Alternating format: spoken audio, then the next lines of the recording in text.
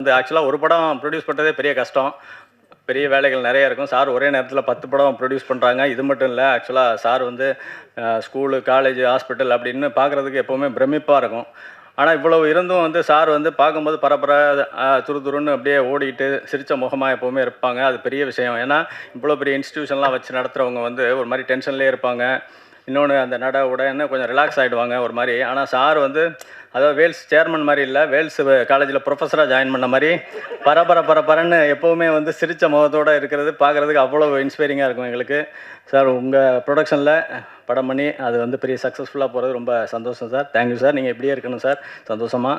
Thank you sir. Aishwarya பற்றி நிறைய நான் ஆடியோ லாஞ்சிலே பேசிட்டேன். ஆக்சுவலாக இந்த படம் ஆக்சுவலாக உள்ளே வரும்போது அவங்களுக்கு வந்து கதை மேலேயும் சரியாக கேரக்டர் மேலேயும் பெரிய நம்பிக்கை கிடையாது. இருந்தாலும் எனக்காக அவங்க உள்ளே வந்தாங்க. அதுக்காக என்னை நம்பி வந்ததுக்காக ஐஸ்வர்யாவுக்கு தேங்க்ஸ் சொல்லிக்கிறேன். இன்றைக்கி வந்து படம் பார்த்துட்டு எல்லாருமே அவங்களோட பர்ஃபார்மன்ஸு சூப்பர் அப்படி இப்படின்னு பயங்கரமாக பாராட்டுறாங்க. அன்றைக்கி சொன்னது தான், கேரக்டர் புரியாமலே இப்படி நடித்தாங்கன்னா கேரக்டர் புரிஞ்சிருந்துச்சுன்னா கண்டிப்பாக இதுக்கு மேலே ஒரு பர்ஃபார்மன்ஸ் வந்திருக்கும்.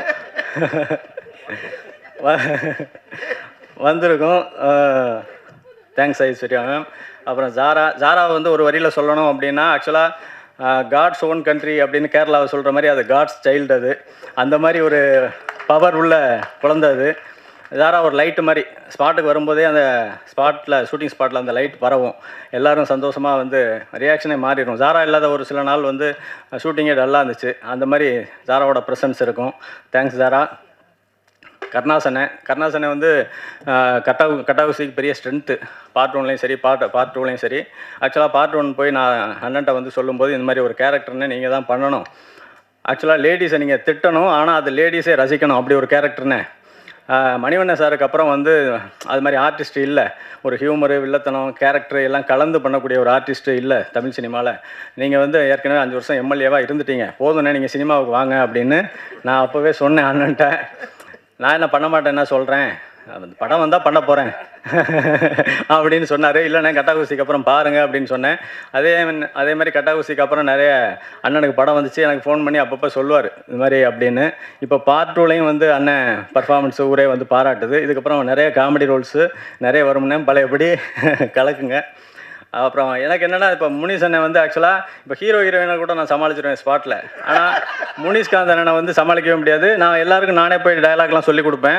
ஆனால் முனிஷ் அண்ணன்ட்ட மட்டும் அசோசியேட்டை கொடுத்து விட்ருவேன்.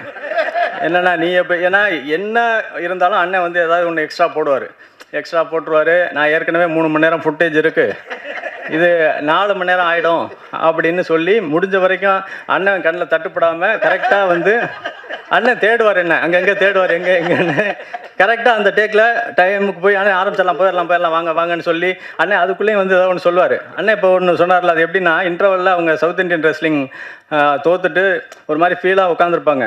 அப்போ நான் அண்ணன்ட்ட சொன்னேன், நீங்களும் ஒரு மாதிரி ஃபீல் பண்ணணும்னே, பக்கத்தில் நில்லுங்க போதும்னே. இல்லை ஒரே ஒரு டைலாக் போட்டுக்கிறேன் அப்படின்னாரு. என்ன டைலாக்னா, என்ன நான் கற்றுக் கொடுத்த ஒரு டெக்னிக்கை கூட நீ ஃபாலோ பண்ணாமல் இப்படி தோற்று போயிட்டியம்மா அப்படின்னு சொன்னோன்னே நான் சிரிச்சிட்டேன். என்ன நான் சீரியஸாக சொல்கிறேன், சிரிக்கிறீங்க அப்படின்னாரு. இல்லைண்ணே அந்த பொண்ணு வந்து அந்த ஃபைட்டில் வந்து அடிபட்டு செத்து போயிருந்தா கூட நான் கற்றுக் கொடுத்த ஒரு டெக்னிக்கு கூட ஃபாலோ பண்ணியிருந்தா நீ வந்து இந்த கதிக்கு ஆளாக இருக்க மாட்டியம்மா அப்படின்னு நீங்கள் சொல்லியிருப்பீங்க அப்படின்னோடனே அதுலேருந்து அண்ணன் சொல்கிறத விட்டார்.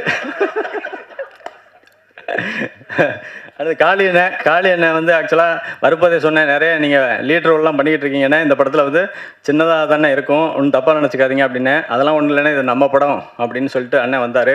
அண்ணன் தேங்க்ஸ்ண்ணே. அதே மாதிரி எல்லாருக்கும் தேங்க்ஸ் சொல்லிக்கிறேன். ஏன்னா ஆல்ரெடி டைம் ஆகிடுச்சு. ஷான் பற்றி ஒன்று சொல்லணும். ஆக்சுவலாக நானும் விஷ்ணு சாரும் வந்து இந்த படத்தை எப்படியாவது ஹிட் பண்ணணும் அப்படின்னு சொல்லி பேசும்போது ஷான் மட்டும்தான் சொன்னார், இல்லை இந்த வந்து பெரிய படம், இது 100 கோடி அடிக்கும், அது ஏன் நீங்கள் வந்து கம்மியாக நீங்கள் ஃபீல் பண்ணுறீங்க, இது வேறு மாதிரி, இதை நம்ம செய்வோம் அப்படின்னு ஆரம்பத்துலேருந்து இந்த படத்துக்கு பெரிய ஒரு நம்பிக்கையாக சொல்லி கூட இருந்து கடைசி வரைக்கும் பண்ணி கொடுத்த ஷானுக்கு என்னோட பெரிய நன்றிகள்.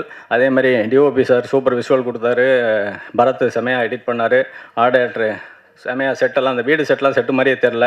நிறைய பேர் அங்கேயே இன்னொரு கேமராமேன் கூட கேட்டார், அது அங்கேயே எடுத்துட்டிங்களா அண்ணா நகர்லேயே அப்படின்னு. அது தனியாக செட்டு போட்டது. சுப்ரீம் மாஸ்டர் நாங்கள் கொடுத்த டார்ச்சரு, அந்த கொடுத்த டைமிங் ரொம்ப கம்மி இருந்தாலும் அதுக்குள்ளே அவ்வளவு பெரிய எஃபோர்ட் போட்டு சூப்பராக சுப்ரீம் மாஸ்டர் பண்ணியிருக்காங்க. அப்போ தாரக் சார், மோக்ஷா மேம், அப்புறம் லிசி மேம் எல்லாருக்கும் என்னோட தேங்க்ஸ் நன்றியை சொல்லிக்கிறேன். ஸ்ரவந்தி வந்து ரொம்ப பேக் போன் மாதிரி இருந்து பிகினிங்லேருந்து எண்டு வரைக்கும் ரொம்ப ஸ்மூத்தாக அழகாக வந்து இந்த படம் நடக்கிறதுக்கு அவங்க ரொம்ப உழைப்பை போட்டிருக்காங்க. சீதாராம் சாரும் அப்படி தான். இந்த படத்தில் ஒர்க் பண்ண டெக்னீஷியன்ஸு, மேனேஜர்ஸு, அசிஸ்டன்ட் டைரக்டர்ஸு எல்லாருக்கும் என்னோடய தேங்க்ஸ் சொல்லிக்கிறேன். Thank you sir, thank you.